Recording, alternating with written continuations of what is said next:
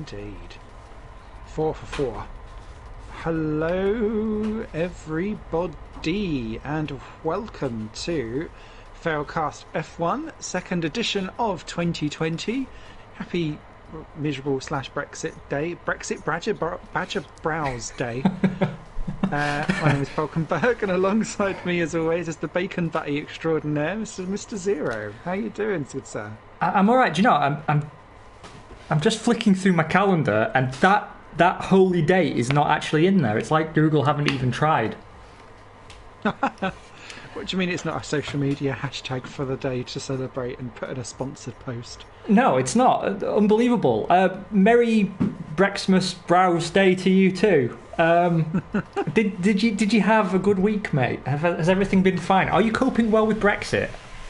I have to say, I've not been out of the house since it's happened, so maybe that's maybe wise. I've become a shut-in recluse.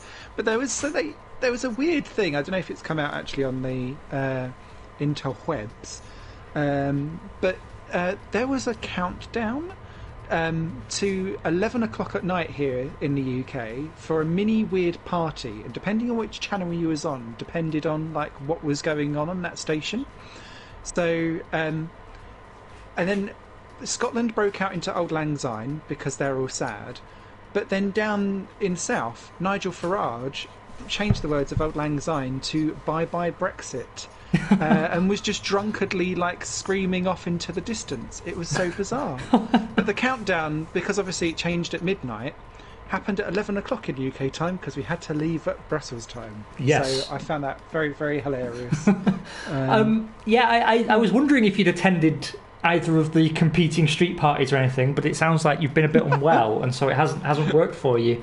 No. How about yourself? Oh my. They're drilling again, mate. They're drilling. I keep thinking I'm paranoid. Like, what are they possibly building in this building? The building is built. I don't get it. They just drill all the time.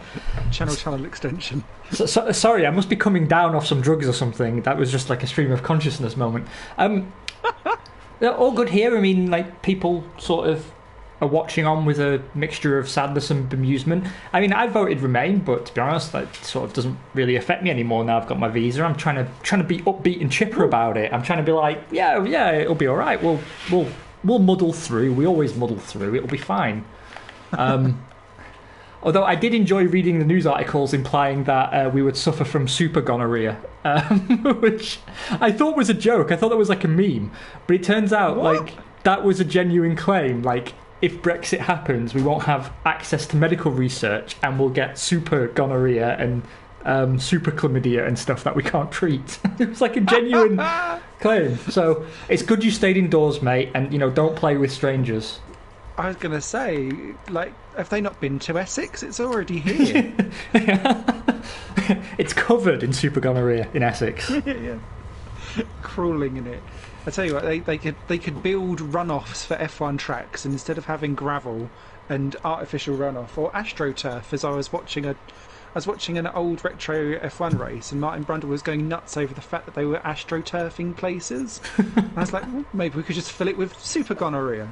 Yeah, why not? I feel like that could be a good little catch fence. You got to fill it with something, right? Yeah, or if you're at Bathurst this weekend, they've been filling up the track with kangaroos. I don't know if you've seen the video that's gone around. They're hopping across the circuit, and then they're getting in the way, and they keep red flagging.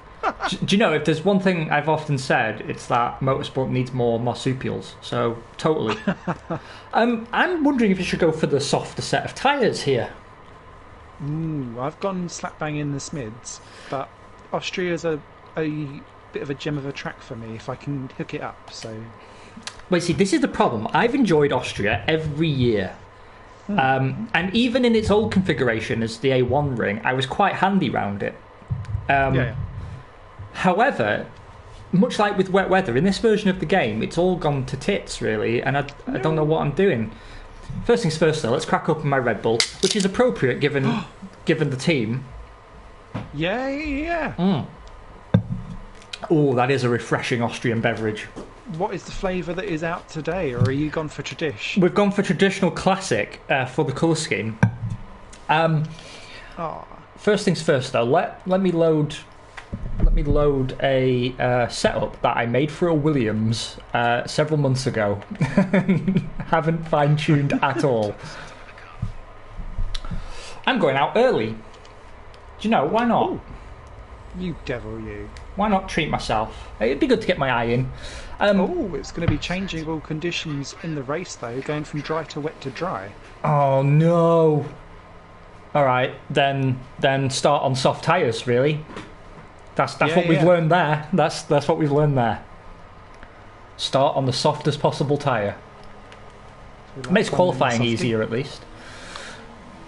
Now, I forgot, but I won last time out, didn't I, in France? You did indeed. I conquered France. However, you are king of the hill by quite some way. I'm hoping, no offence, that you have a difficult Austria, mate. I'll be honest with you. It could be, given how explosive my bows on both ends have been for the last couple of days, that I might have to put it on pause whilst I run and sort myself out mid-race. So God knows what the AI will be doing when I'm about. It'll probably act much more competent than what it is when I'm in the wheel myself. Well, I mean, you may go through less wings. I think that's the main thing. No, not unless I popped a tampon in. This is such an educational podcast. I love it.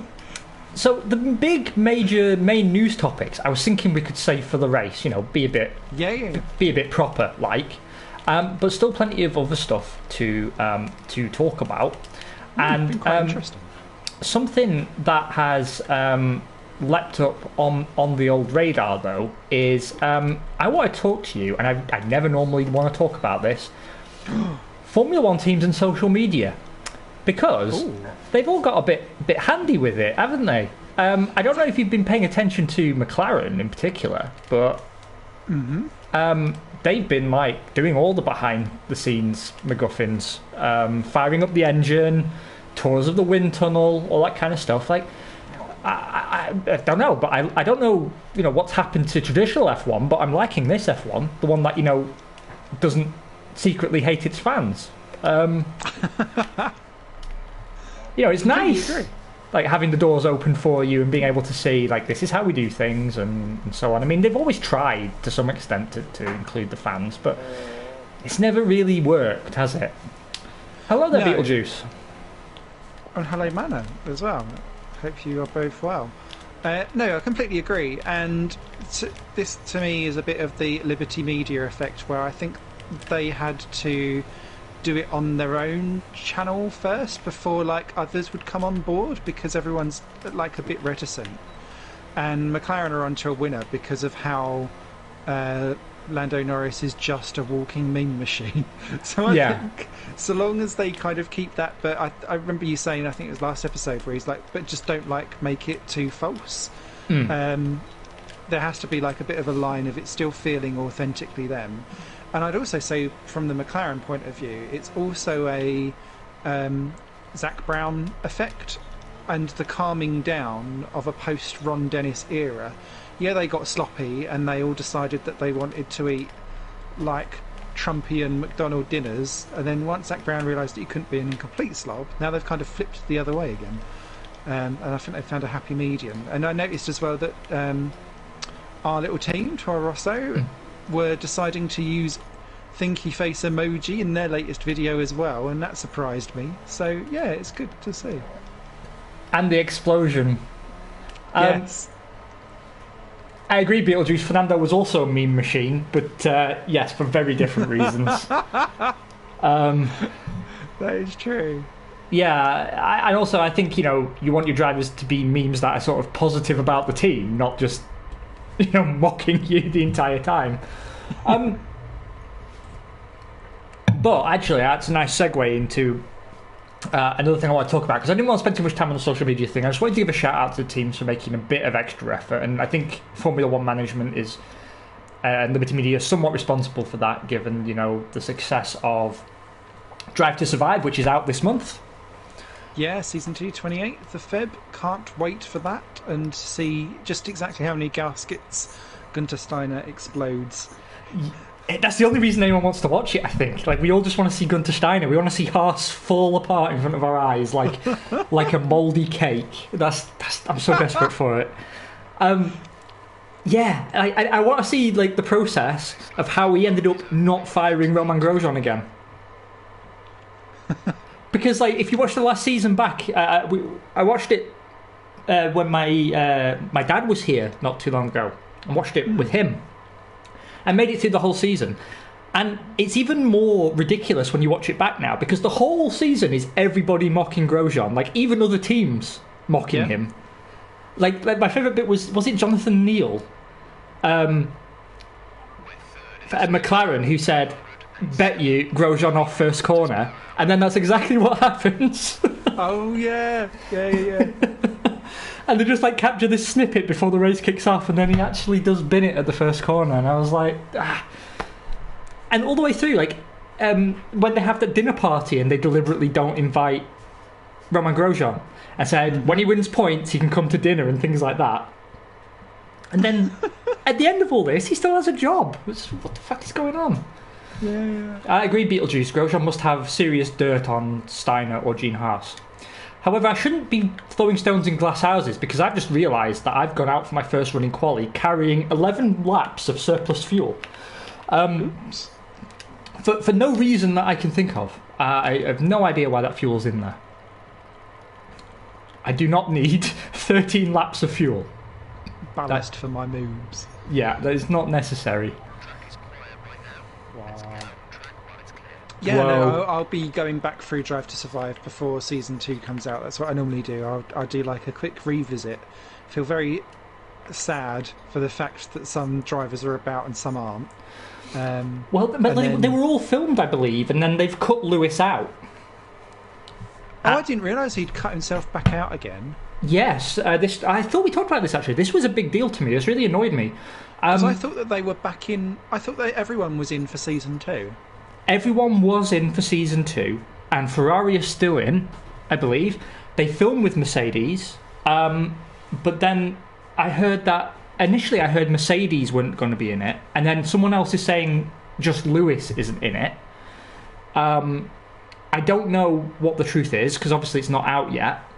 And Mercedes Twitter made some kind of joke about it, which sounded like they were still in, but... The official story, the last official story I read about it, was in Autosport, and they implied that at the very least Lewis wasn't in it, that the footage of him was removed. Oh, for goodness sake. And incidentally, it seems to be the decision was taken somewhere around the German Grand Prix, which means at the German Grand Prix, when he made a dick of himself and crashed into the wall. And I'm wondering, call me cynical, but I suspect those two events may very well be related.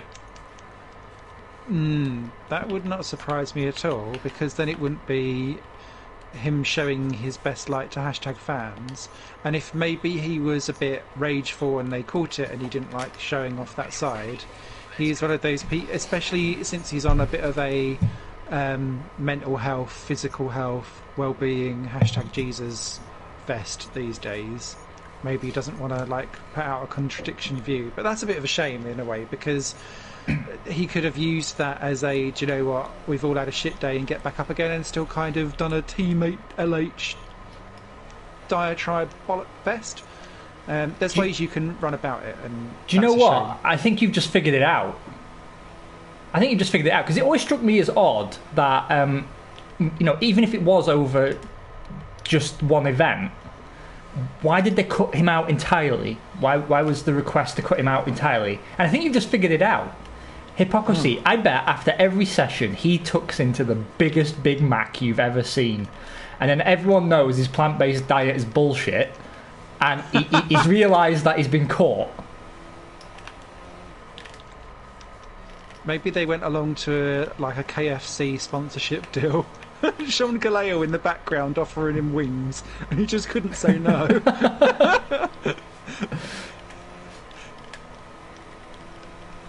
Just him and a bunch of American rappers, because he's trying to kickstart his music career, just tucking into a bucket of wings.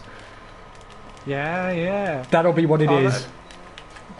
everyone down at maybe that's TGI Fridays or Hooters, the Mega Meat Challenge. Oh, that was hilarious. Maybe that was the weekend where he was recording his debut single or something, and then that's the only time that he crashed off. So then it implies that he didn't have his eye on the ball or something stupid. I mean, originally I thought it was because of Niki Lauda's death and because of Valtteri Bottas's messy divorce, but just the way I've been hearing about it, it just seems very, very Lewisy. It just seems very Lewisy. That was a beautiful lap, sir, if you don't mind me saying so. Bit tricky, naughty under some track limits, perhaps, but yes, thank you very much. This is literally the only track where I seem to have like the perfect setup and it works exactly how I want to. So if there was ever a race that I was going to do well at, it would be this one. I love the circuit. I'm just no good at it.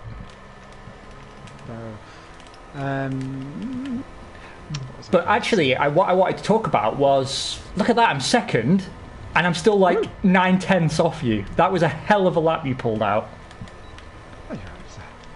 Bravo.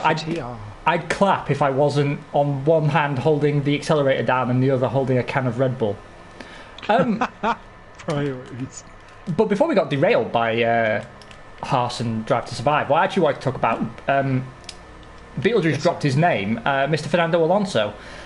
Ooh. Big news this week. He did a very lengthy interview with a few news outlets, actually. I saw him everywhere. It was Fernando week. I couldn't get away from the bastard. He was on BBC, he was on Autosport, he was in Autocar, he was on Crash.net, he was like a whole bunch of places were covering him from different aspects. But there was an interview, I think BBC did one, and then Autosport did one as well. And he was talking about how he's definitely coming back in 2021. Oh, yeah. But he'll only come back to a good team. And what I was surprised about, actually, is in both cases the journalists were like making excuses for him. Makes me wonder if they know something we don't, because, you know, they were saying, well, many people say he'd never get a seat at Mercedes or Ferrari now, and it would be, but, you know, and I mean, I just hope to God the door's closed at McLaren. And honestly, I think it would be. The only way he'll be back in at a top team is if some serious monkey business was going on. I mean, like serious string pulling. The only way how I can see him back in is if Mercedes are going. Because then... But again, this kind of is an interesting one, because if Mercedes go, because there's also been reports about there's been a snag in Lewis Hamilton's contract negotiations. Yes. And so... Which he denies, but please continue. Yeah, so if Mercedes are going to stick about, they're not going to want to pay £40 million a year for him. But then I won't see them wanting to pay £40 million for Alonso as well, unless Alonso has come back so tail between his leggy, behind closed doors, although he won't say that outwardly, and say, do you know what, with a cost cap coming in, I don't feel like you should be able to justify paying £40 million for Lewis Hamilton when you've had to let go of all of these people. I'll do it for 12 or something like that. Yeah. They see a massive gain in money, keeps Mercedes in for another couple of years, and he thinks he can wander back into a top team. That's about the only way I can see it swinging, because Alonso is so politically minded that it would have to be in a way that would underhandedly push one of those people out. And I can only... Because you won't go back to... It won't be a Red Bull seat, because they won't take someone from outside of their driver programme. According to Helmut Marko, they won't take half the people in the driver programme. He's such a dick. No. That is true. That is true. Ferrari... why would they go back? So it can only really be a Mercedes. Bottas may fly out the window, but then they've got to pay two massive salaries, and for a team that we think are trying to shrink down and disappear in grace, they're not going to want to pay out that dosh. Yeah, I mean, I don't know. In my heart, I sort of don't see them pulling out, but it is a very real risk. The board meeting is this month to decide their future.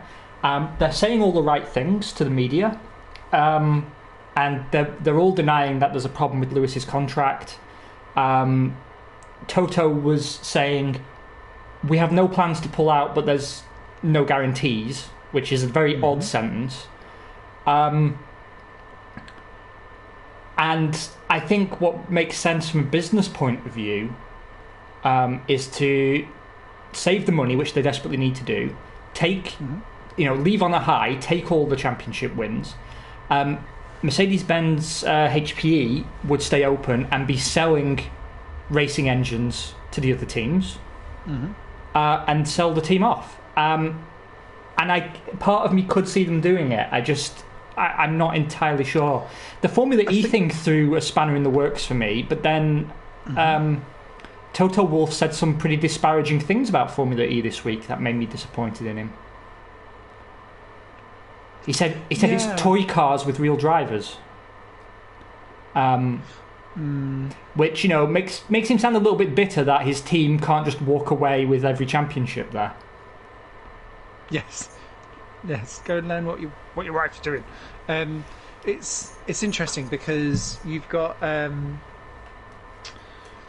for me, I know we started off with an early joke about it, but there is also the Brexit negotiations in the background, and these teams are all based in the UK, so I think they're hedging their bets slightly with what happens economy-wise, and internally inside UK government. Quite a lot of our conversations are talking about what happens to the next recession when it hits. So clearly there is like chills in the water. So I think a lot of people, particularly when it's coming up, and I'm not blind to the fact that no one signed up to the 2021 and beyond Concord agreement either. It is a concrete agreement, though. You are correct. Yeah. So any way that they can make themselves sound that they could waver while still saying that they're committed, because they've got to walk this fine line between not driving people away to look elsewhere because they think that they're going to walk, but they're also going to be outwardly like swinging to try and get people to sway internally on an agreement that they may want to tweak some things into their way. So there's so many different layers. It's like one of those massive like Russian dolls turned into a cake. So that you've got all of this layers of shit on top of each other trying to like push through, and it's just a highly political game. And it's no wonder that like Liberty Media and Co have taken so long to try and get through some of these layers, to go, do you know what, this is what the rules are that we're trying to jump to, shut the fuck up and sign up for us. Yeah, I mean, the whole thing's very, very, very fraught at the moment, because they're not exactly... What's happened to your machine? No, Vettel out in Q1, sorry. Oh, yeah, no, the Ferraris were really struggling. I saw they were down in 12 and 13 on their last laps, and everyone else seemed to be going faster. Cray. Oh well, bye Ferb. Yeah, laters. No, what I was going to say, it's a very fraught situation right now. They're obviously not attracting in the engine manufacturers that they wanted. And... Mercedes are not the only team whose future is under some form of discussion. Renault too are making a decision very soon regarding their long-term future in the sport. For them, it's a much harder sale because their engines don't have any customers either. And the guy who signed off on this program is a guy who famously enriched himself in the process.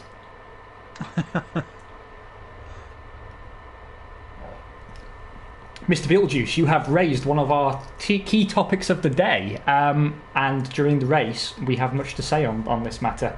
We're going to play a fun game with you as well, but you've touched on a very important point there, because Force India Badger Stroll Eyebrows are indeed using Mercedes powertrains, and there's much shenanigans possible with the way cards are falling into position right now. I think it's going to be a very interesting few months. The the first half of the season, because that's when all the pieces will fall into place for 2021. Mm-hmm. Oh, it was an F3 race in 40 minutes. Damn it, Simon, we need to be more organised. Didn't even realise. Right. F3? Yeah. Where? No. Oh, Beetlejuice is driving in an F3 race. Like, I guess an online one. We need to have like a group calendar so we can avoid this. Right, he's got 40 minutes. We will definitely cover that topic in the next 40 minutes. In fact, we'll do it in Q3 just for you. Aww. Don't say we don't give out things for BJ. Exactly. That quote could be taken very much out of context. Like most things that come out of my mouth. I haven't quite adjusted to you in the 10 years we've been doing this. I've just never. It's never quite sunk in. That's what she said. That's what she said. I'm going out on the harder tyres first to see if I can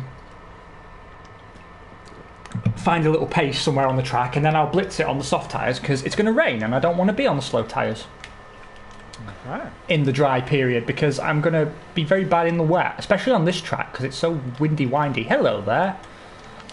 Hello. Yes, so bringing it round so we can move on to the Force India Badger Stroll segment of the show. All of these political things kind of tie into Fernando's decision making because the core of the articles were, number one, he's adamant he's coming back. Number two, he's adamant he's coming back in a good team. And three, he's deciding what a good team is.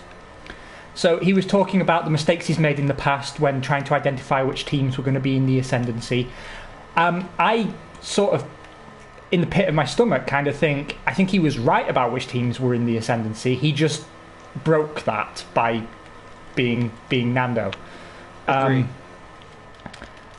However, because look at how they all ascend once he leaves. Yeah, he's got a touch of the Rubens Barrichello about him, hasn't he? Maybe that's what's made me ill. You've got a bad case of the Rubens, I'm afraid.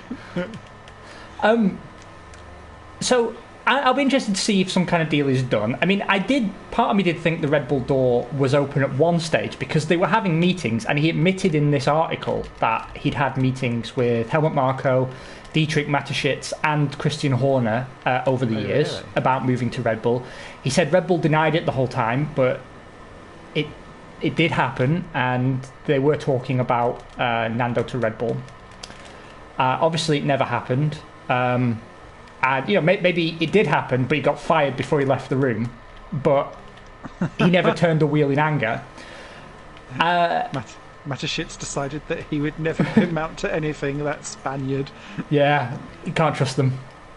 And so, for me, I just really can't see a door opening for him that is competitive, unless, like we say, he's playing some genius political game.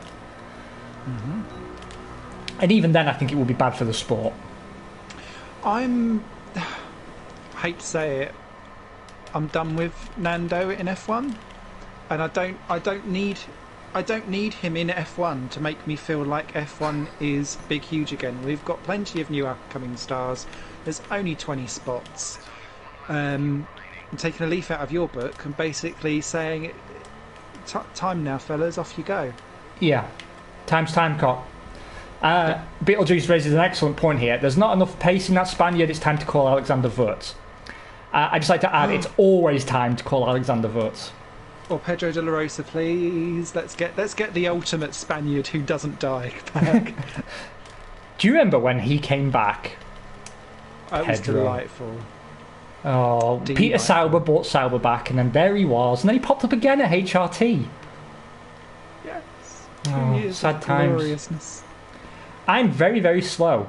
I did mess up my lap a bit, but I'm no longer carrying excess fuel, so I don't know why on the same tyres you're first and I'm 13th, but this is the world we're living in.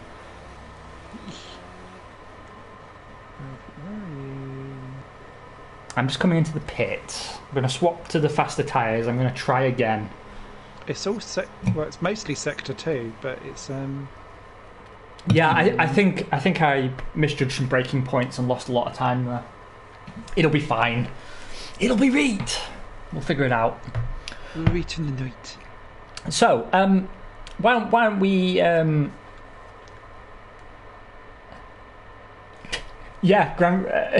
Grand Prix World. Pedro Diniz does mutate into the next coming of Senna. He's super OP in most of my playthroughs, actually, and that's why I love him so much. I'm like the world's biggest Diniz fan. He now runs a chain of supermarkets.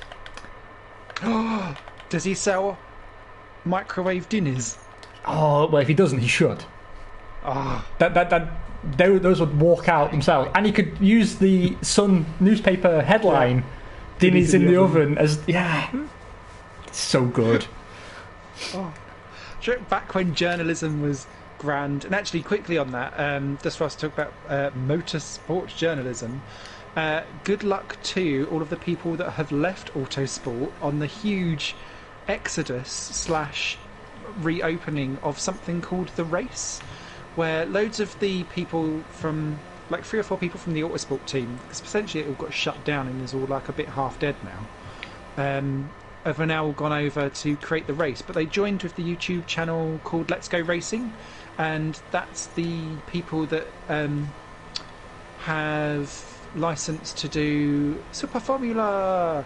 So that was where I used to go to watch those races live at like 2 or 3 in the morning, and they were doing it in a weird like webcast way where they're all back in the UK and they've got someone in Japan down at the ground like shouting at them what's going on in the race. So it's a bit like ramshackle, but like the premise and the ability to do it is there, so it's great because they're getting all of these weird and wonderful contracts with different series that you just wouldn't be able to watch anywhere else otherwise. So I'm really intrigued to see where it goes, and I want to wish them all the best, especially because they've had a few jobs out, and I nearly applied for some of them. That's actually really good news. I didn't know about that. I'm pleased you mentioned it because I'm an Autosport subscriber, and I had thought it had got a bit tosh lately. That may be an explanation as to why, and so I need to make the switch. Also, I feel I should add, even though it reflects badly on me, that when you were talking about Super Formula and having someone shouting at them about what's going on, I got a very un-PC image of the Asian parents from Family Guy in my mind. Like, why you know Will Buxton? Will Buxton big and famous, you know? Amazing.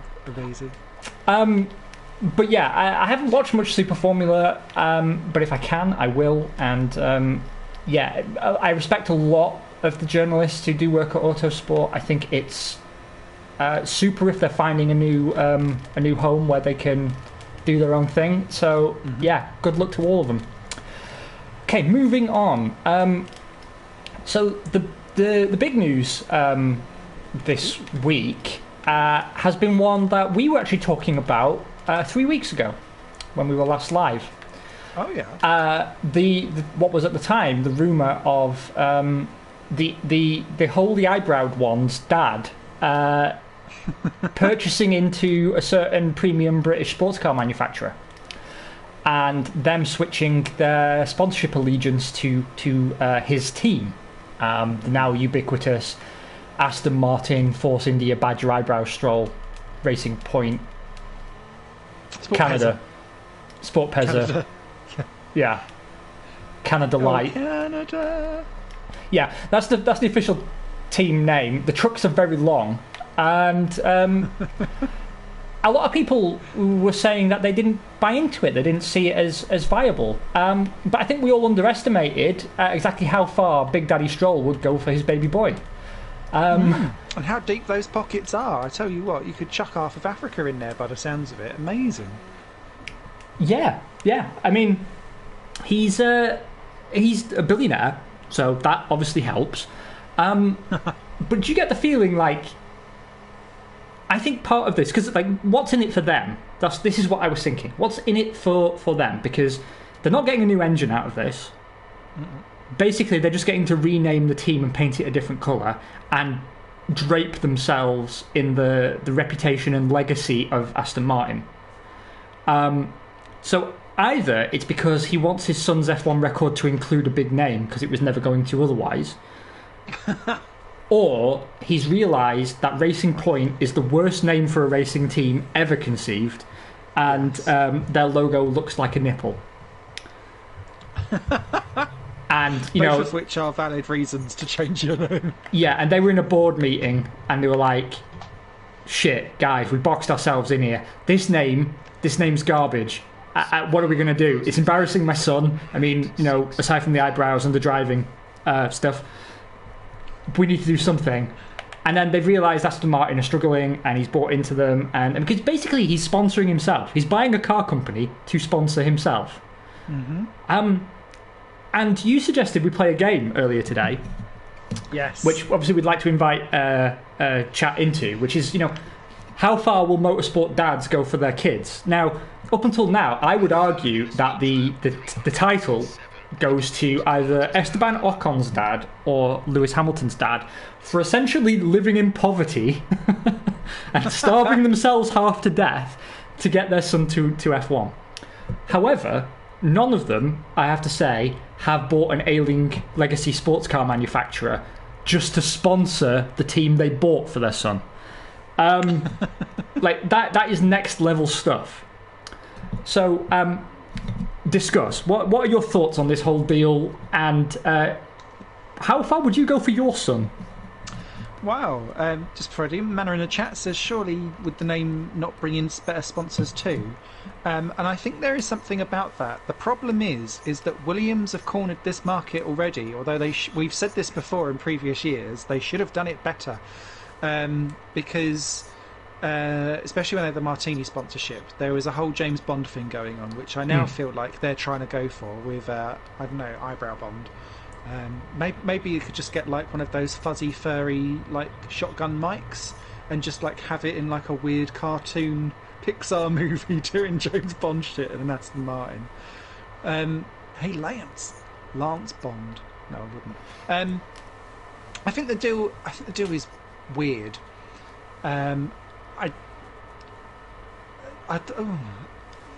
Because it was funny. I was charting back this team's history. So you've got it would then be Aston Martin, Racing Point, Force India, Midland, Jordan. Spiker, Midland, Jordan. Oh shit, yeah, I forgot Spiker. 07, yeah, good shout.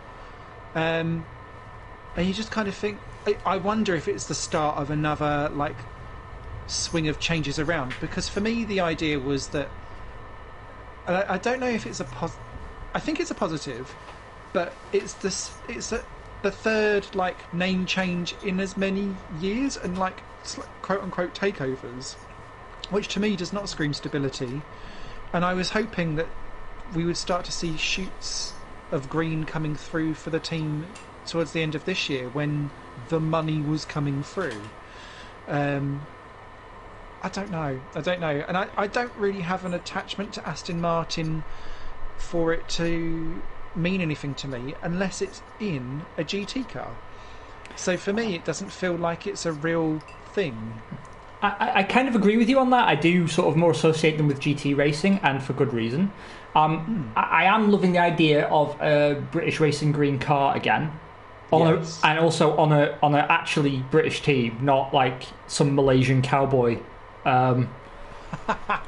outfit that tried to steal Lotus's name as well. I mean, yeah, Lance Stroll's Canadian, of course, but at least the team's firmly established in British motorsport law, even though it was founded by an Irishman. What a tangled web we weave. For me, I agree with Beetlejuice, first of all, that the increased prestige, better sponsorship attraction, and increase of merchandise sales probably speaks for itself. And that does tie into the idea that Racing Point is just an embarrassing name. On what you said, I completely agree. Historically, teams changing names and brand frequently has never ever been a good sign of anything good happening, even when it involves more money.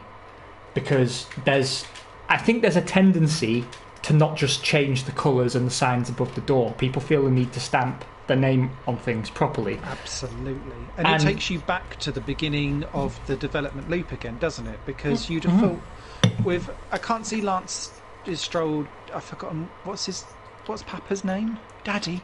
Lawrence. That's it. We'll call him Daddy Stroll. I think that's what he likes to be called, to be honest. Daddy.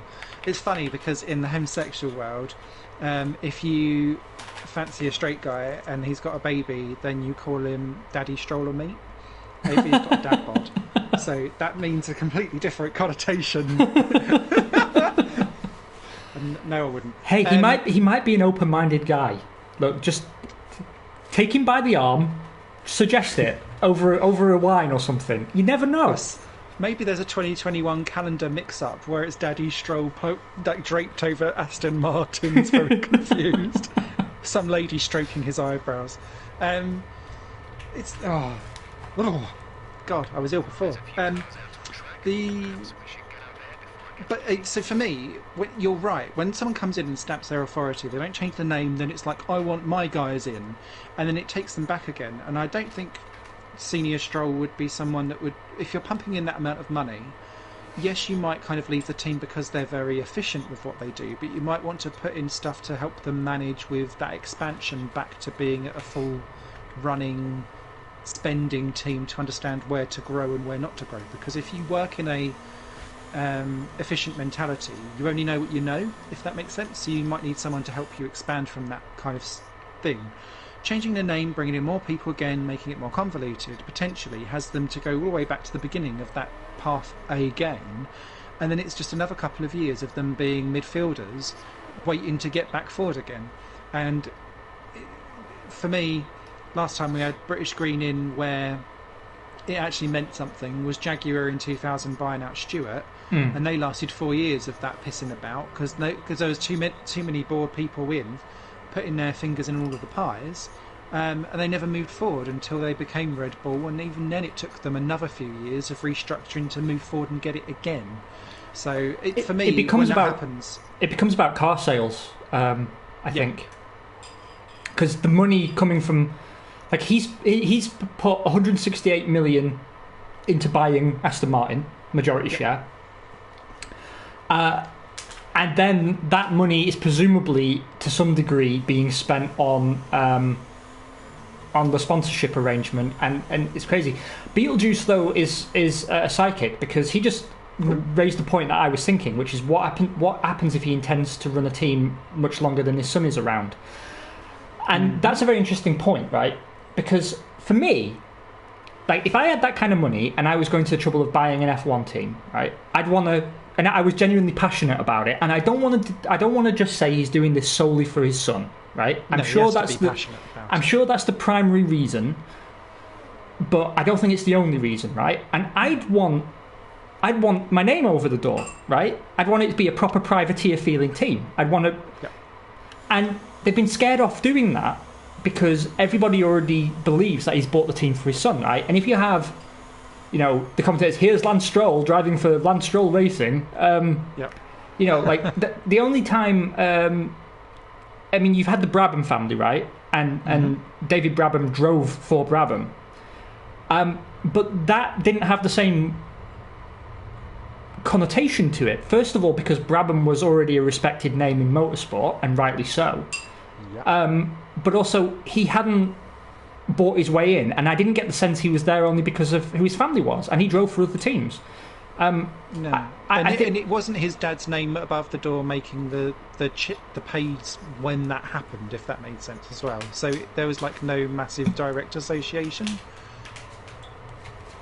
Precisely. So it had a bit more credibility, and they're so scared about this damaging Lance's credibility and his career legacy, and I honestly think that's the reason that Daddy Stroll can't put his name on the team, right? And assuming he doesn't just want to sell the team as soon as his son leaves, and I honestly don't think that he does, then I suppose this is a logical next step. If you can't name it yourself, then, you know, take over Aston Martin and build a legacy that way, like revitalise Aston Martin into something else. And to go back a little further onto something else you said, I'm still upset and angry even about the former management of Aston Martin, because a few years back as we said at the time, Williams was covered in all these classy, smelling of leather and spaniels, British sponsors. Plus, they had Martini, and Jensen Button was on the market, and rumours were interested in at least dabbling at Williams a little bit. Yep. And then they sponsored Red Bull. That's carrying another car manufacturer's name on both occasions. Like, they didn't even get engine naming rights when it was Renault. No, it was bizarre. And they could have paid to rebadge those Mercedes units so easily. Mercedes don't give a shit. They've got a works team. They don't need the. And can you imagine, like, Martini, Aston Martin, Williams with Jensen Button? Like, it just writes itself. Yeah. Oh. It just does. It would have been amazing, but now we've been robbed of it. Damn you. But my overall analysis is that this is probably long-term a good thing. I think I agree with you, Simon. There's probably going to be some short-term upset during what will presumably still be a period of transition that they're in after his purchase altogether. And I think that's natural. Like I say, I don't think you can resist sort of putting your stamp on things and doing things your way. You'll always bring some of your own work ethic and management style to any project you involve yourself in. And it's a shame in a way, because the one team that really didn't need a change to how it was run was Racing Point, Force India. What they needed was money, and money provided by someone who wasn't wanted in about 18 countries for fraud. So, really, if he'd come in and been super hands-off, it would have been okay. And what worried me, actually, was before he even got the team back on an even footing, they'd announced, like, a huge new factory. Yeah. And that did set an alarm bell ringing for me. Like, not because it comes from ill intention or it comes from a place of incompetency or anything like that. Like, I still overall think his purchase of the team was a good thing. And if Lance Stroll having a permanent seat is the price we pay for that in the sport, then, fine. I'm fine with paying that price. Yeah. But I think it just showed a lack of awareness somehow as to quite the scale of the task ahead of him.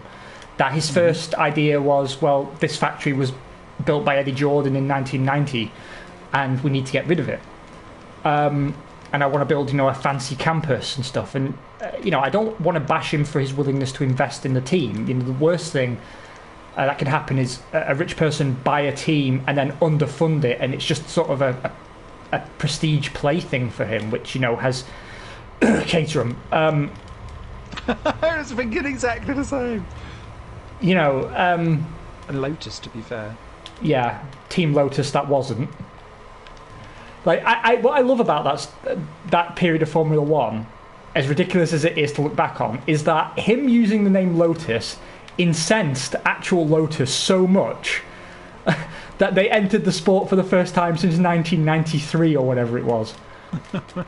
Like, they had to actually dip into their own pockets and sponsor a car because they didn't want him having a monopoly on their name.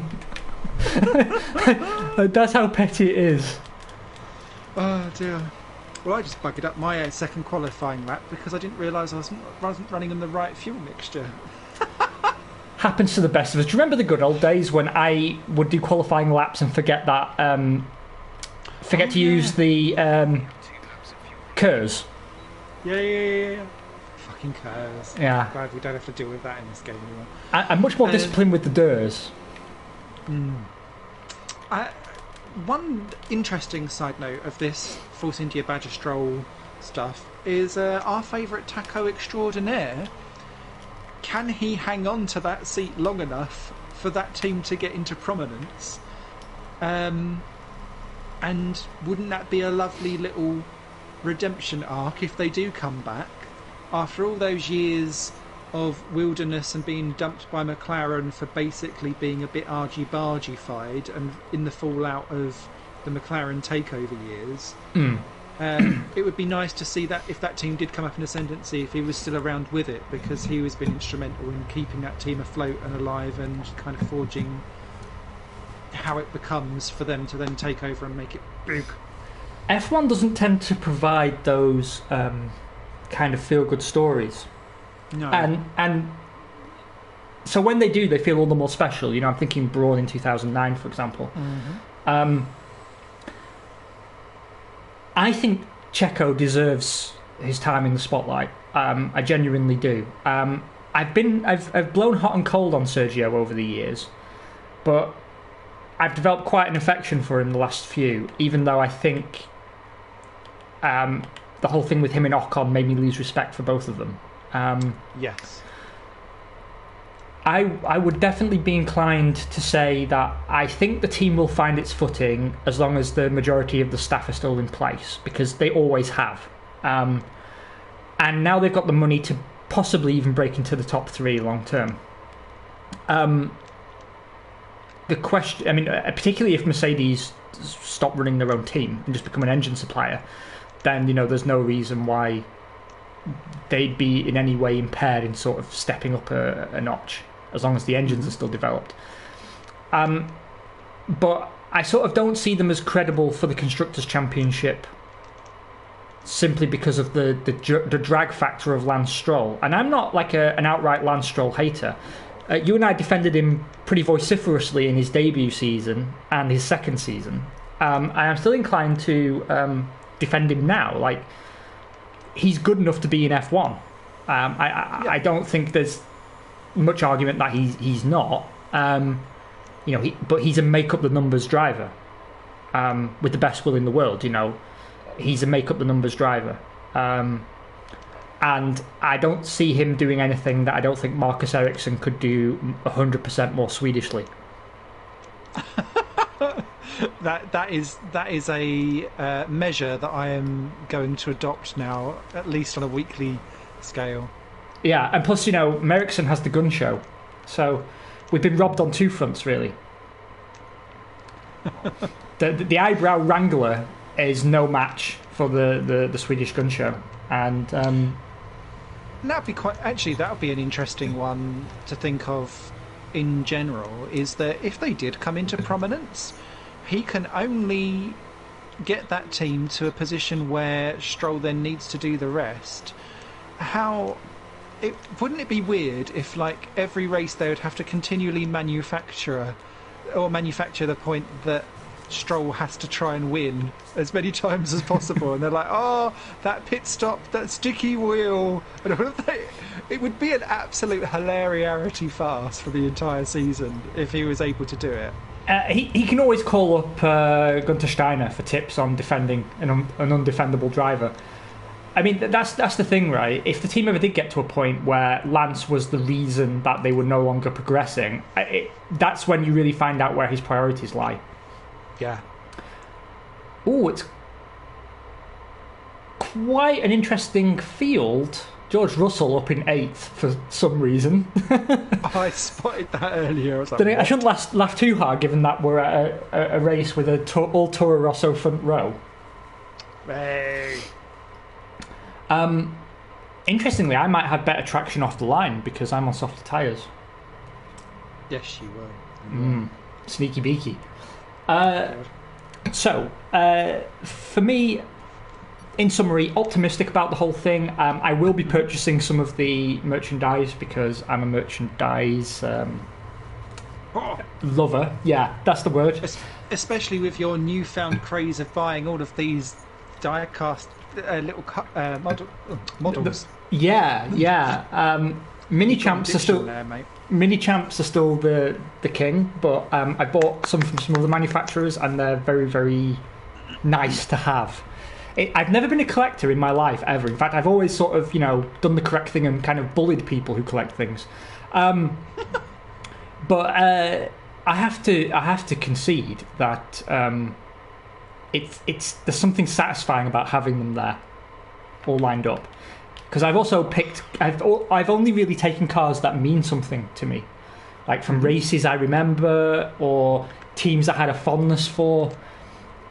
So like I've got the Pacific PR2, the Arrows FA18, the Arrows A23, the Tyrrell 018. I'm going to have the Minardi PSO1 soon, I hope.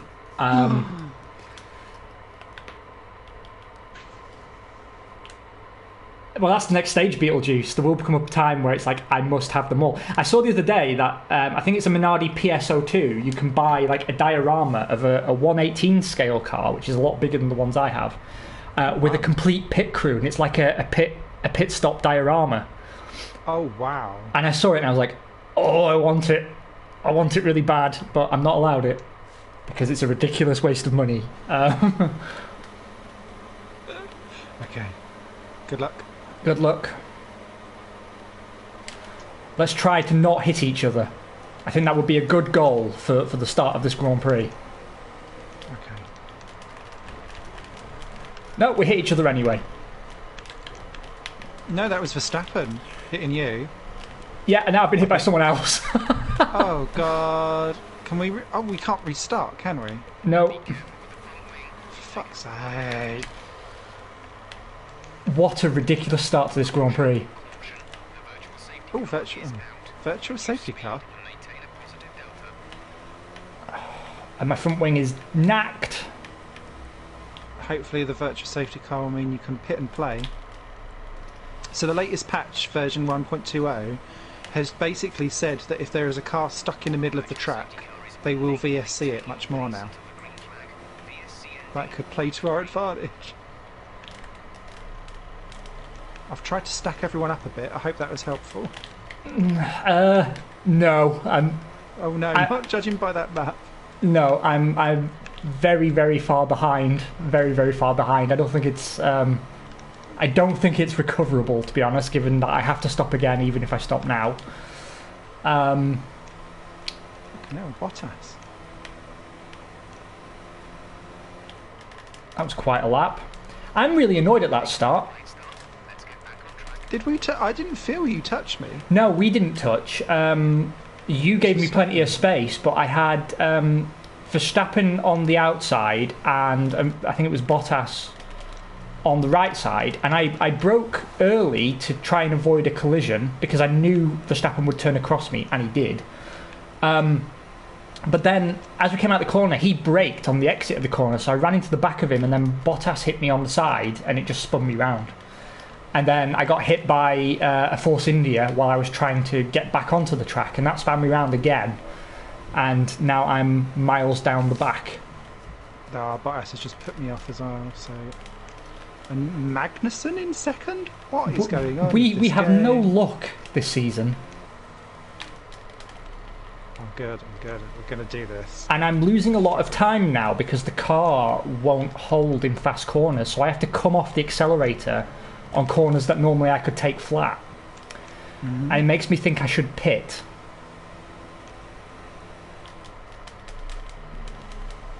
And get the pain out of the way. But I don't know. Maybe. But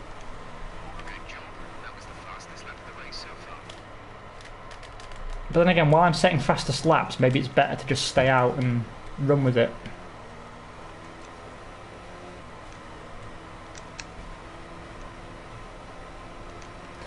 Weather report. Rain is a few laps out yet. Thanks, Jeff, for that. Yeah, Not that's very super helpful, Jeff, you dick.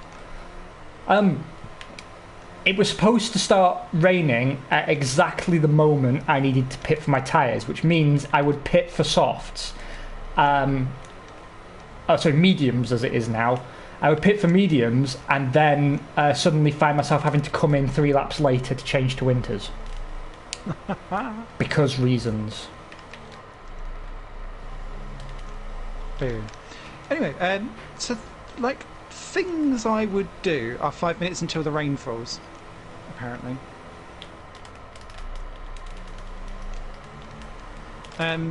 Things I would do to get my son into an F1 championship. I would probably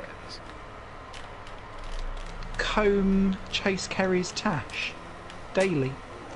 Yeah, I mean, to be honest, I actually quite enjoy that. It looks a very combable tash.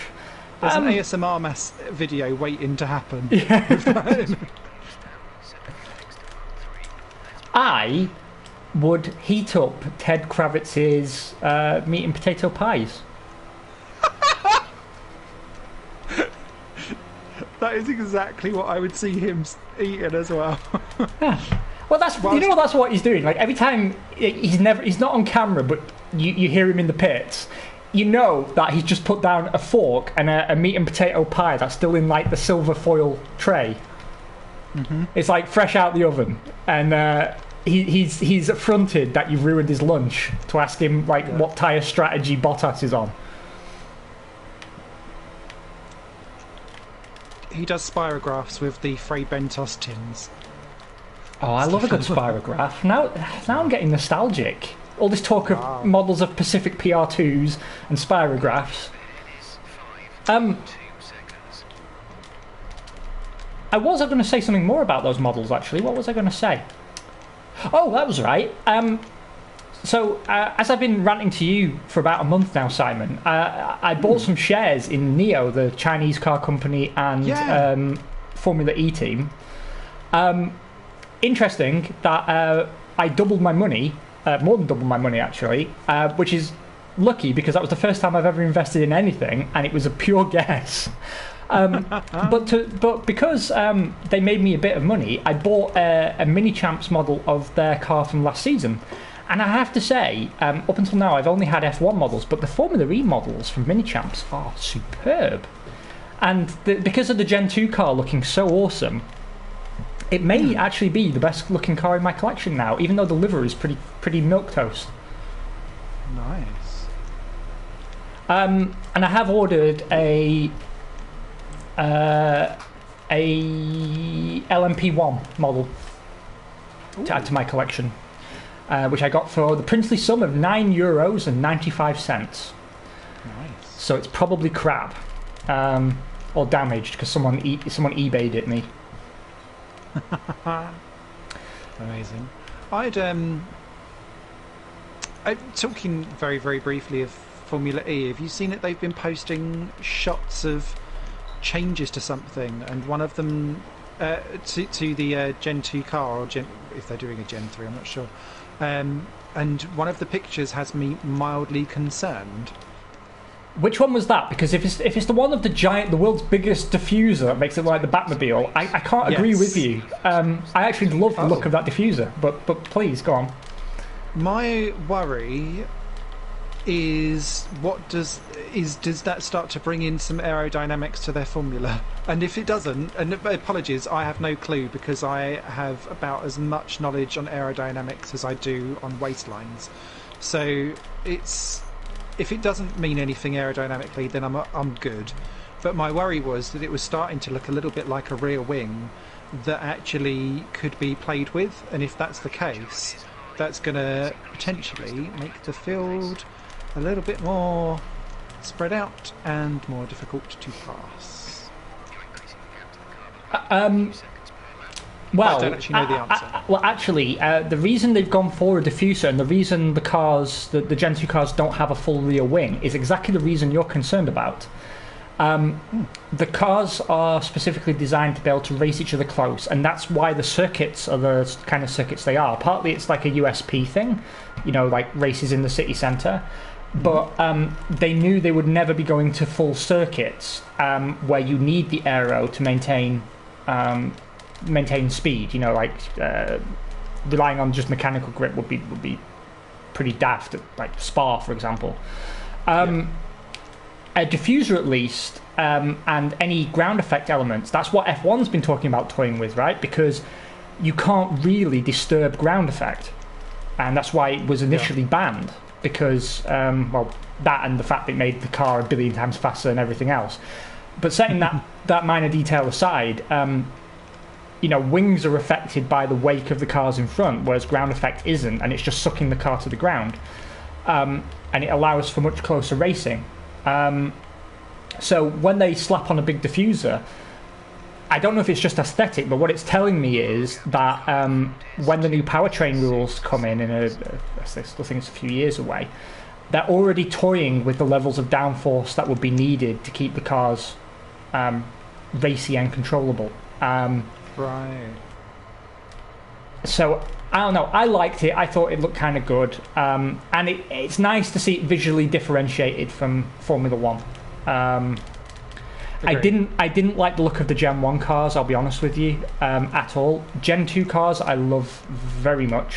It's a profound and deep and abiding love, because they look innovative and futuristic enough for it to have a unique identity, but not so far that it looks ridiculous and like they've done it purely for that reason. You know, it still looks like a crafted race car, and one, you know, created by engineers who know what they're doing, rather than, you know, every time IndyCar dabble with aero kits and you know, little gimmicky things, it always looks like, how can we make the car look cool rather than how can we create a car that creates good racing? Yes, yeah. No, that's helpful actually. That's explained it much better for me. So no, I'm less concerned now. Do not thank me. Thank the. If F1 and motorsport in general had like an honours system, you know, like the Queen's Birthday honours, he would definitely deserve one. Mr. Lucas de Grassi, who has become one of my favourite motorsport personalities.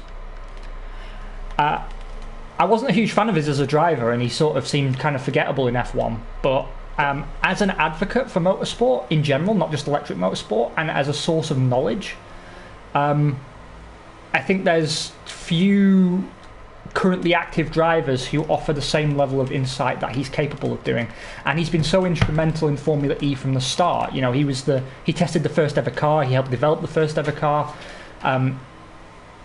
He's sort of a fountain of knowledge on this, and he regularly answers fan questions. So definitely keep your eyes open for his stuff on Facebook and things, because that's where I get all this from. You know, rather than any inherent engineering knowledge, it's just he explains it. We did this because of this, and it's always an answer that makes sense. Which I appreciate. 10 more minutes of rain, then back to dry. Schnauzer.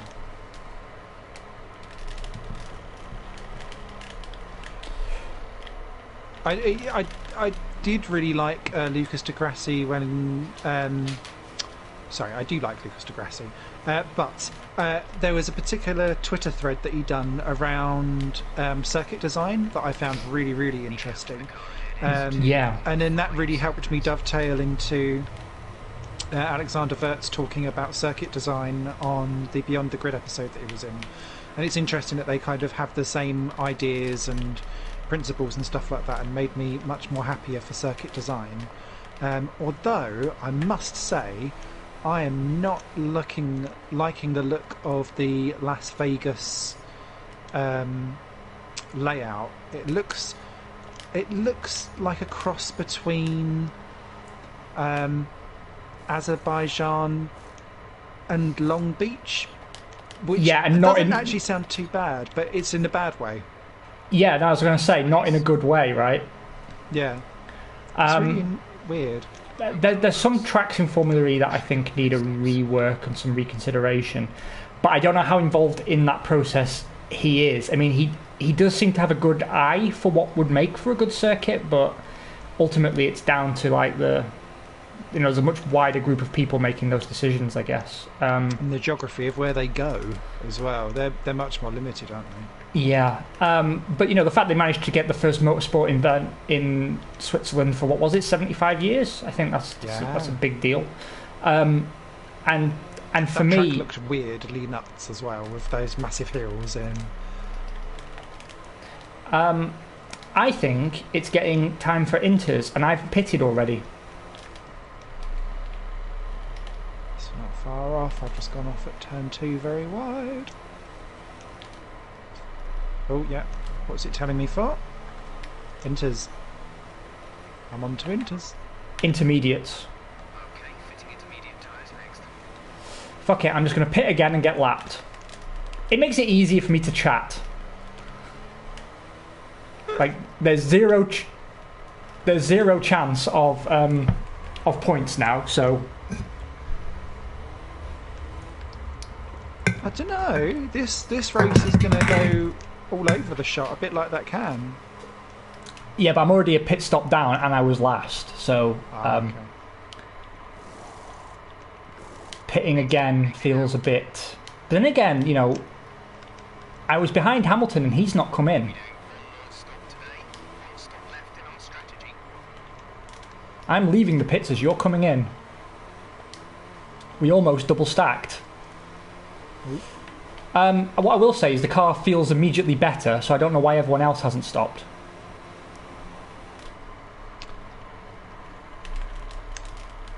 Oh, they're coming in now. Magnussen and Bottas, 2 and 3. Bizarre. I hope they finish like that. If I can't get points, then I want it to finish like that. Okay, the stewards have rounded Nearly crossed the pit safely lane. already. Yeah, some of them are going round again, so it's now Perez and Hulkenberg on softs tippy-toeing round behind me. Well, hopefully this allows me to catch up to the back again, but I'm not confident. Mainly because I'm not very good in the wet in this version of the game. But let's see if anything can be achieved. Yeah, they're going slow. Let's crank up the ERS deployment. Why don't we talk a little bit about our very own team, who finally announced today when they're rebranding. Yeah! And showed off their new logo. Which is not a new logo, it's Scuderia in the same font it's always been, and then the AlphaTauri clothing logo. So, a bit of a lack of imagination there, guys, but I'll let you off, whatever. I'm trying to figure out, though, what colour scheme they're going to go for.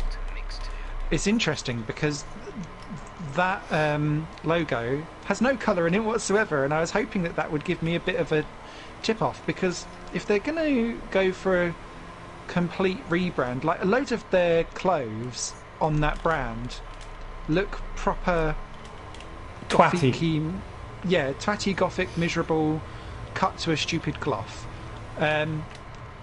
So I could see it being quite a freeing one, where maybe they put in one of their weird experimental liveries, and I would be happy with that, but I would also be quite sad because I really like how the colour of Toro Rosso currently is as I take a trip into the gravel. Yes, me too. Honestly, I expect quite a muted and minimalist livery. They use a lot of khaki and greys and stuff in their clothes. I actually bought some AlphaTauri clothes the first year that company started, and it was expensive, but it was a lot cheaper in those days. Like, it didn't have what it has now, like €500 shirts and stuff. But initially their stuff was quite good, and they've gradually become more pretentious as the years have gone on. And this is only the third year of the label, right? And now it's all hashtag People of the New Sun and really wanky clothes that, when I look at it, I was like, who is buying this? Is it just an Instagram vomit? But the thing is, you don't even see much of it on Instagram, to be honest. It's not like hashtag influencers are throwing it around or wearing it, and I've never seen anyone famous wearing any of the stuff. Even their F1 drivers don't wear it. And I don't know. I don't think it's going to work for them the way it worked for Benetton, because Benetton's clothing was affordable. Yeah. I say was because you don't see much Benetton stuff these days. No. The United Colours of Benetton. Because I'd actually thought that the company had gone under until I spotted some stuff. So no, it's still going. But it's to me, clothing and motorsport, it doesn't feel like quite. Mind you, this is just indoctrination of seeing sponsorship from years and years and years gone by. But it's just not an instant, immediate fit for me. So I don't kind of naturally associate it. If they're trying to attract that so that it can then bring in a younger audience and all of that kind of stuff, if they're all wanting people to be pretentious and wear pretentious clothes, then they're going to gravitate to Formula E because they're also going to be Save the Whales. So, because they're the same crowd. So it feels like a bit of a mismatch there as well. You two are psychic, like Beetlejuice. That's exactly what I was going to say. It's such a bad mix. Like Red Bull have got a lot of brands, Rebel Music. They've got their own range of eyewear called Spect. Yep. There's so many companies in that group that they could choose to push this way, and if they're going after that younger audience, I hate to break it to them, but that younger audience doesn't have €500 to spunk on a coat. No, especially that lot when they're all living in Shoreditch in London, because they'll happily spend £12 on avocado smash on toast, but because it's a plant-based diet. But it's no, they won't. Not unless, like, I don't know, their cotton is ethically sourced out of an elephant's anus, and they've replanted a tree for every person that they've sent something in the post to or something stupid. So yeah, no, completely agree. Silly marketing. Didn't realise they had a specs company as well. God, they've got their mitts in everywhere. It wouldn't surprise me if they also run a dentist outlet with like toothpaste, because that's what one of the chocolate manufacturers do. Yeah, they do. So they've You're got right. both ends of the market. Love it. No, I mean, Rebel are actually very smart from a business point of view. I mean, they've taken a product whose sales can be up and down, and they've used the money and diversified the business into all kinds of different things. Record label, they own some TV channels internationally and in Austria. There's like not just Red Bull TV, but they own, I think it's Service TV. They have a glasses company. They have several different clothing companies. AlphaTauri is just the premium one. Record label, film studio, engineering companies, not just in Formula One, but like general engineering companies. They own a hangar complex in Salzburg for like private plane enthusiasts, like all kinds of things.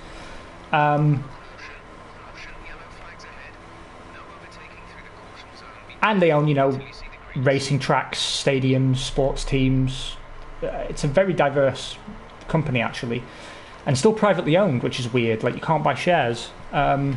So, good on them. Success story. But I don't think the AlphaTauri branding on the Formula 1 team is going to work to their advantage very well. And what's more, I honestly get the feeling that Toro Rosso, AlphaTauri, whatever we want to call them, I think it's the part of their F1 program they really don't know what to do with, especially now it's occupied by two drivers who are never going to be given a shot in the main team again. And their young driver pool has essentially all but dried up. Mm-hmm. And they've burnt their bridges in Formula E very, very comprehensively. Yeah. Because all three of the key faces of the Red Bull F1 program have spoken very ill of Formula E in the last 2 years, particularly Helmut Marko, who, for God's sake, why do they still employ him? I don't get it. The man is evil. Like, there's not another word for it. He gets like an almost sexual thrill out of just being a dick. I've never got why they keep him around. I don't think he reflects on the brand very well, and he's not even very good at picking drivers. No, well, he's all right at picking drivers, but he's not very good at actually like keeping them in any way, for sure. Well, I mean, like he said the other day, and I don't know if it's bitterness or if it's his true belief, because it could honestly be either. He said, I never believed Carlos Sainz had what it took to match Max Verstappen, right? Which is firstly demonstrably untrue, because he did match him for a long time. But that also ties into what we were saying at the time, which is it felt like the game was rigged against him from the start. Yeah. So, like, he never really had a chance, did he, Carlos Sainz? No, not at all. Because that it would have been weighted in that way, because that's just the people bitch and moan about unconscious bias. That's conscious bias from the outset. And he would have been brought on maybe from name and name alone initially, with a sniff of talent, and then chucked aboard, and then they would have put their eggs in one basket, as they have done and will continue to do. And nothing. I think that void will only continue to grow with the Albon Gasly Kvyat issue that they've continued, because all three of those drivers are highly competent. My jury is still slightly out on Gasly, but to show what he was able to do in that Toro Rosso when it isn't a car that's set up around Verstappen, I find very, very interesting. You can argue day and night as to whether or not he should be able to adapt his driving style and skill and all of that stuff, but it just shows, I think, how much that Verstappen has his hooks into that team, and I think it then also reflects on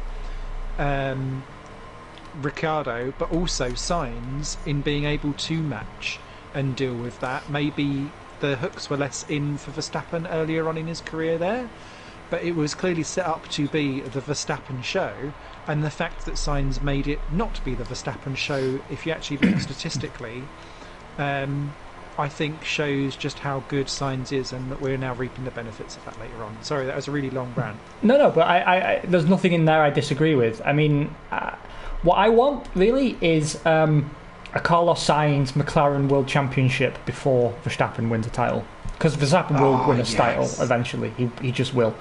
Yeah. And I have to say, like, I've gained a lot of respect for Verstappen the last 2 years. Agree. I think his season this season has been one of the best seasons I think a driver's produced in a long time. A driver wasn't walking away with the championship, I mean. I think he's grown and matured in a way that none of us really credited him with, although we all wanted him to do it. And he's committed to that team, which, bravo, if you're happy there, don't listen to your dad, like, sign on. And he's extended his contract again in the off season. And, like, fine, that sounds like a very well functioning and happy relationship. I'm happy for all involved. But they do have to be careful about hitching everything to the Verstappen wagon, because they could be caught out like they were when Vettel quit. And it can leave them underprepared, and I think they need to realistically be aware of that. Completely. And they won't win a Constructors by it being so single dominant. No, I agree. Although, honestly, I'm expecting big things from Albon this year. I'm expecting better from Albon. I will retract that. He will still be number 2. Yeah, but I think he'll be a lot closer. And honestly, I think he did fantastically well moving into that team the way he Absolutely. has. Grosjean blocking me, moving on the racing line. Is he right at the back because K-Mags is still 3rd? Yes, he is. Art imitating life.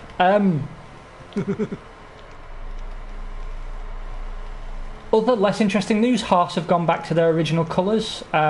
Some people were cheering it, but I don't know how you can cheer possibly the most boring livery on the grid.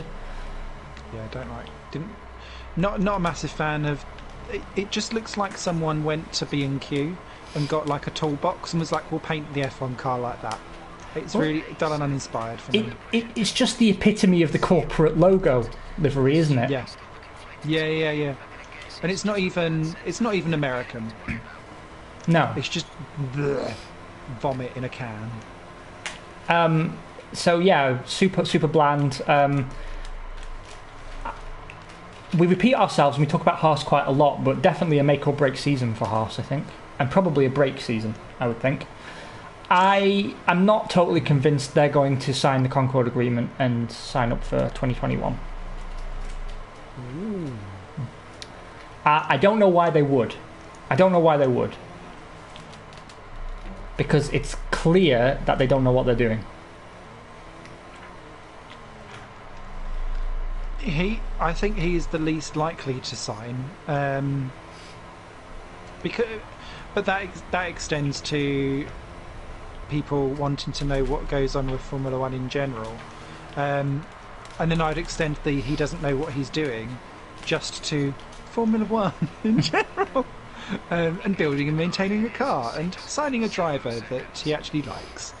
So, well, I mean, you know, that, if by you that regards, he'll sign up with 2 teams. if you view the decision to keep Grosjean through that lens, like, yeah, one more year and then we're off toodles. yeah, I mean, you know, the pieces start to, because the way Gene Haas has been talking, it sounds like he's been reconsidering entering Formula One for a while.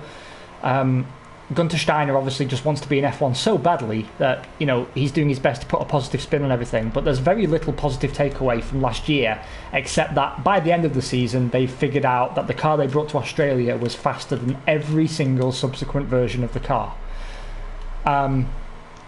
which is the opposite of development. It's so opposite of development that I don't even actually know what the correct term is. Regression. Yeah, it will be, won't it?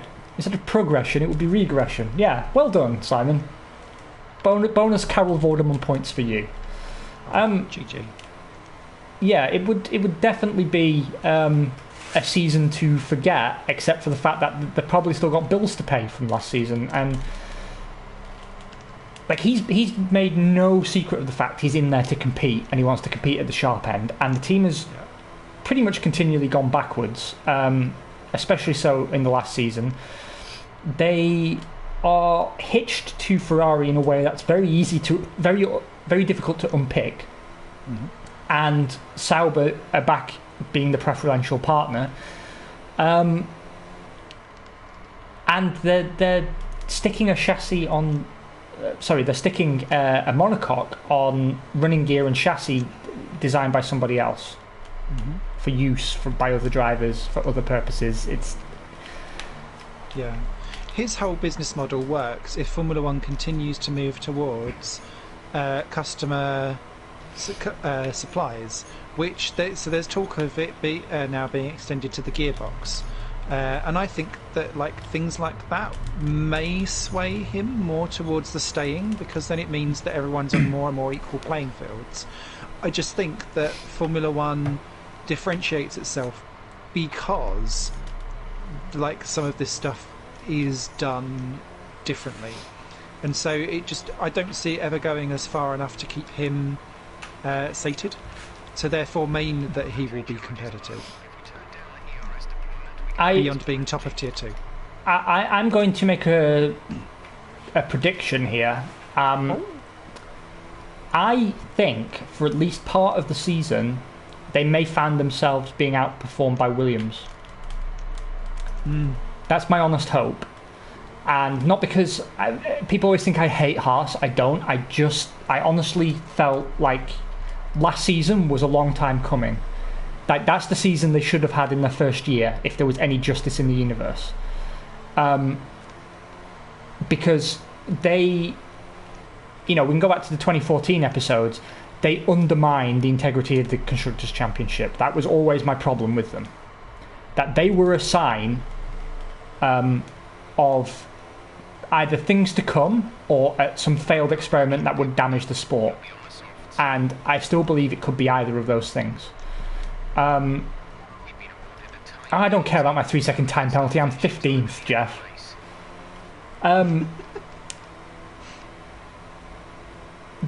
Because Formula E is the motorsport I'm least worried about. They managed to have all the car manufacturers in the world, plus a few privateers. The privateers have a chance to win. The racing's super close consistently. The championship is all shaken up and you don't know who's going to win what. Nothing about it is predictable. And they run a bizarre mixture of different diverse gearboxes and powertrains that are all developed in-house. That shows it can be done. And Formula One seems to be in this odd position of, I think, whichever route it takes, it's abolishing itself piece by piece. Yeah. Because if it standardises parts, then it ceases to be Formula One, just outright. If you can move to standardised gearboxes, there's even less incentive then for a works entry by a car or engine manufacturer, because it's not even a super beneficial R&D exercise, because you can't tailor the running gear to optimize the output from the engine. So suddenly you're much more constrained in what you can develop and learn. They can't really go full electric, although there's been talk of it, because Formula E is the electric world championship, the credible electric world championship, the one with the strongest grid, and the one that's finally been given official status by the FIA, which basically closes the door to Formula One taking that role. Absolutely. Hydrogen fuel cell technology is way too underdeveloped for them to be able to commercialise it for racing purposes, and internal combustion engines are going the way of the dinosaur, and it's a lot quicker than I think any of us anticipated. If you look at the sales numbers now for electric cars, and also how much more viable electric cars were than just a few years ago. Yeah. I mean, you know, people, when the Nissan Leaf came out and everything, I looked at it and thought, oh, I kind of like that. But then I saw the range and how long it took to charge, and I thought, okay, that's not going to be the one that breaks the market. But you look at the ones that are coming out now, and again, I don't want to just push Neo because I'm a shareholder, but like Neo have essentially robotic swap stations, right? It's like a little garage on the side of the motorway. They're dotted all over China. That's like the test bed. You drive your car in through an automatic door. It's lifted up on a 4-post lift, and robot arms swap one battery pack for a new battery pack that's fully charged. The whole process takes 3 minutes. You drive out the other side, back onto the motorway, away you go. It's essentially as quick as filling up a fuel tank, right? Which was always the problem electric cars faced. But they also have an SUV with a 500-kilometre range, and that's seriously impressive. And then, you know, if you look at what Tesla are doing, I mean, Tesla are, and Polestar as well, they're both premium car manufacturers, so it's not for everybody, but, you know, Neo cars are much more affordable. You get stuff now from Renault, Toyota, Nissan, Jaguar have very impressive electric cars as well. I think it's not just Formula One's fault that they're not attracting new powertrain suppliers. I think it's just the way the market's moving. And, you know, we're repeating ourselves. We had this conversation, you and me, like 2012, 2013. We already saw the way the wind was blowing. By then, Formula E was already announced, and I remember us having a conversation saying, well, either you beat them to it or you spend the rest of the time playing catch-up, and that's exactly what's happening. Don't want to blow our own trumpets, but we do tend to make some very nice predictions that tend to come true. We do. We're getting a bit of a habit for that. Despite it being called the Failcast, we should be called the Predictor Cast, I think, sometimes. But I mean, it's the one question about the future of Formula One that I really struggle to form an opinion on, that I feel confident presenting as this would be my guess if I had to lay money on it, because I have no idea what they're going to do. And obsolescence for Formula One could come very, very, very fucking quickly. Super quickly. Which I sometimes think is one of the reasons why they're pushing some of the agenda of oh, that's weird. I didn't like sorry, I've not lapped anyone in an online league race like this, and they grey out, and I was getting very confused.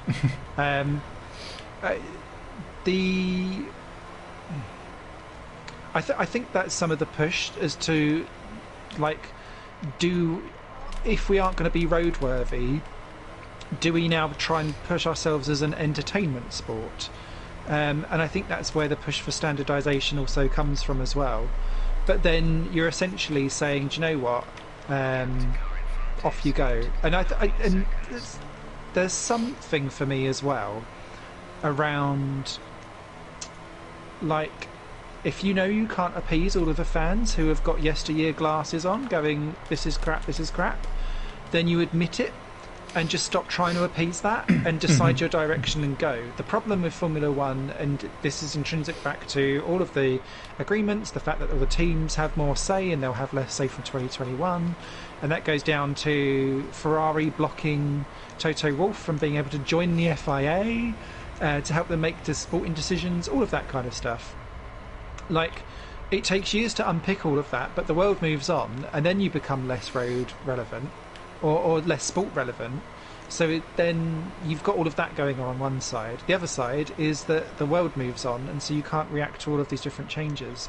And so if you can't appease all of the dinosaurs, you need to break free and go, do you know what, this is our clear direction. And then people will know what they're joining, and then the audience will come if it's still something that they will want. This busy pissing about of half one pool and half in the other and not really declaring your mission objective, so to speak, is half the problem. Yeah, that is it. That's exactly what I'm driving at, I think, in a more circuitous way. They don't really know what they want to be, and they're trying to be everything to everybody, which you can never be. Because, you know, the hybrids they're a sticking plaster, right? Yeah.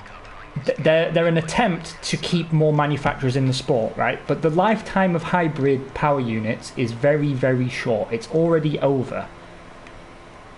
No one is going to be buying hybrid cars from pretty much now on. It's just not going to happen.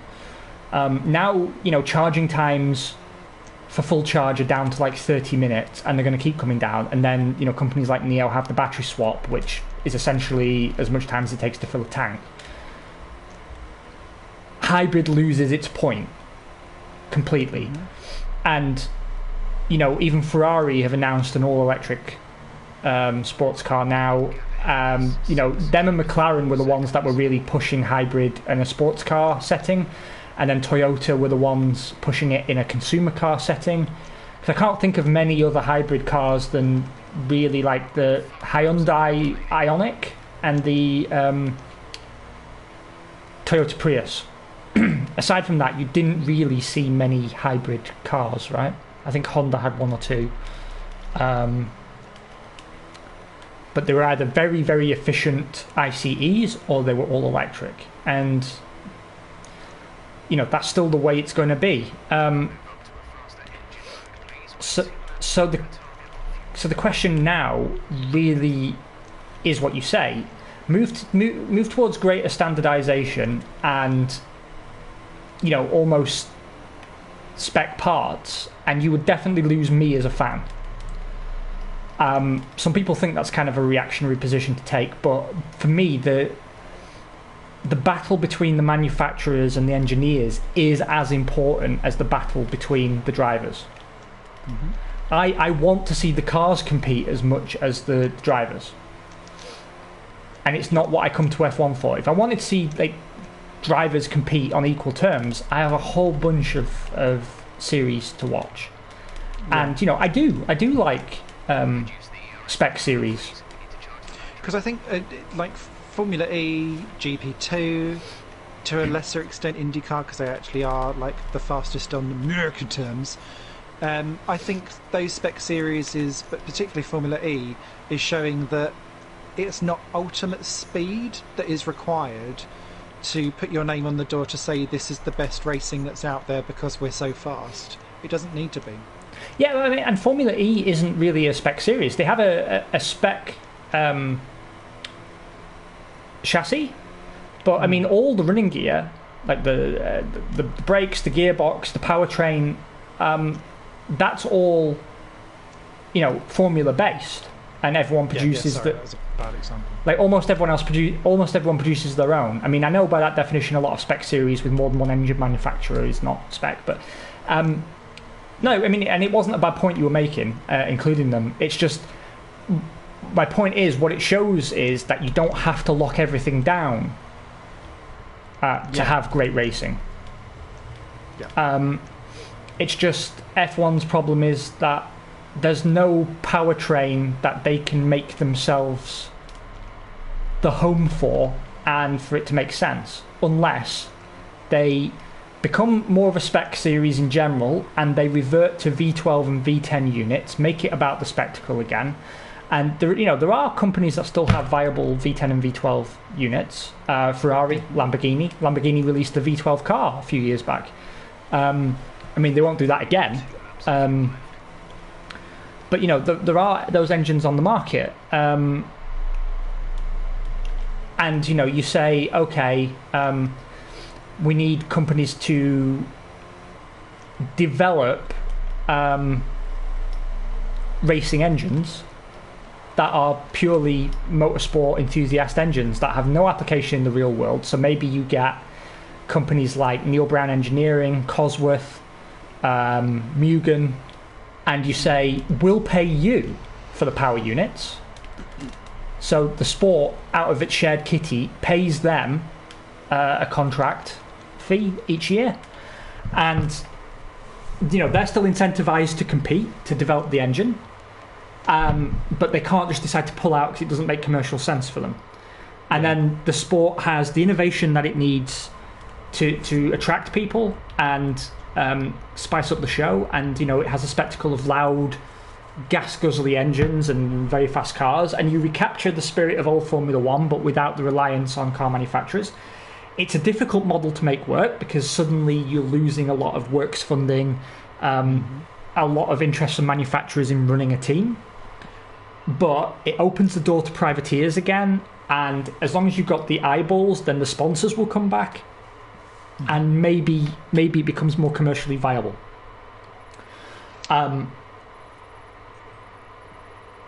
Because also, aside from the contract fee, the teams would still be paying for these engines, but the engine costs would be very, very small because they're subsidised by the sport.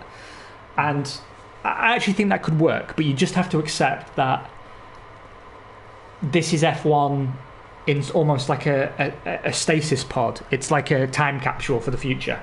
You maintain the pedigree of the sport and the connection to its history, or you go the other way, and you only part standardise or even don't standardise at all and try and usurp Formula E's crown. But I just don't think it can be done at this point. I just don't think it can be done. It's a very strange one. And another interesting one where it was, I think it was Mark Priestley was talking about it, and it was actually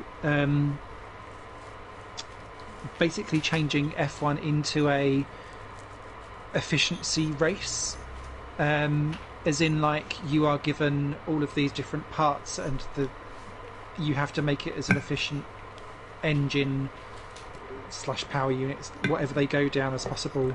But I think that was because he was busy doing a talk at BP that day, and he was trying to show how big, in a world where everyone's going fuel is bad, actually what are these companies going to do about it, and how can they promote themselves back into motorsport and not be villains anymore, if that's even a viable thing. I just thought that was an interesting twist on it. But well, I mean, can't remember exactly what you said.